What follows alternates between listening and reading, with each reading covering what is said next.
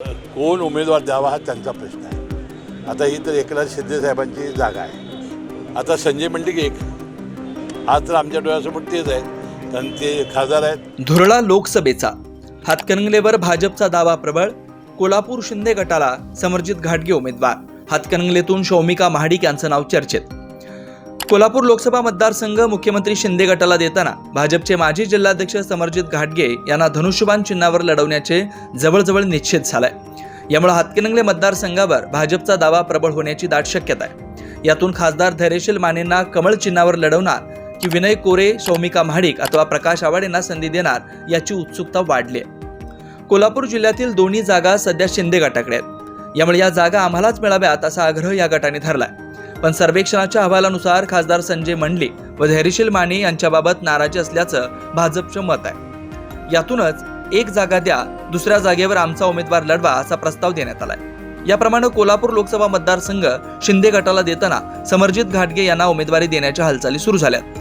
दिल्लीत याबाबत खलबत झाल्यानंतर त्यावर शिक्कामोर्तबी झाल्याचं समजतंय।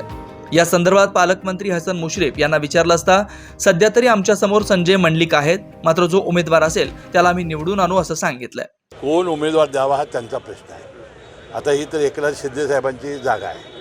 आता काय होणार आहे मला माहिती नाही। कोणी उमेदवार असेल तर त्याचा प्रचार मला करावा लागेल, नेतृत्व करावं लागेल, कारण आपला स्वभाव नाही तो। कोण उमेदवार असू शकतील असं वाटतं? नाही मला माहिती नाही। आता संजय मंडलिक एक, आणखी कोण असू शकतं? नाही मला माहिती नाही।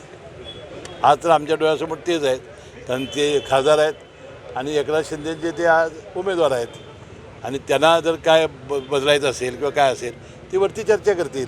दरम्यान कोल्हापूरची जागा शिंदे गटाला गेल्यानंतर हातकणंगले मतदारसंघ भाजपला मिळू शकतो, तसा त्यांचा दावा भक्कम होऊ शकतो। यामुळे हा मतदारसंघ भाजपला मिळण्याची चिन्हे आहे। तसे झाल्यास धैर्यशील मानेंना कमळ चिन्हावर लढवा अशी विनंती शिंदे गटाकडून होऊ शकते। अर्थात याला माने नकार देण्याची शक्यता फारच कमी आहे। यामुळे मानेंना संधी मिळणार की शौमिका महाडिक अथवा प्रकाश आवाडेंना मैदानात उतरवणार याची उत्सुकता वाढणार आहे। या दोन नावाबरोबरच आमदार विनय कोरे, मयूर संघाचे संजय एस पाटील व राहुल आवाडे यांची नावं देखील सध्या चर्चेत आहेत। कोरे यांना राज्यात राजकारण करायचं आहे, त्यामुळे त्यांची दिल्लीत जाण्याची तयारी कितपत आहे हे पाहणं महत्त्वाचं ठरणार आहे। सध्या तरी शौमिका महाडिक यांचं नाव आघाडीवर आहे। महाविकास आघाडी या जागेवर राजू शेट्टी यांना पाठिंबा देणार आहे। या बदल्यात इतरत्र स्वाभिमानी शेतकरी संघटना आघाडीला मतदान करणार आहे। शिवसेना ठाकरे गटाने येथून निवडणूक लढवण्याची चाचपणी केली आहे, पण शेट्टी यांना पाठिंबा देण्यावरच अखेरचा निर्णय झालाय। जिल्ह्याचं लोकसभा रणांगण आता तापू लागल्यानं अनेक तर्कवितर्कही लावले जात आहेत। महाविकास आघाडीचा कोल्हापुरातील उमेदवार निश्चित झाला असला तरी महायुतीचा उमेदवार मात्र अद्याप गुलदस्त्यात आहे। अशाच ताज्या अपडेटसाठी महासत्ता न्यूजला सबस्क्राईब करा।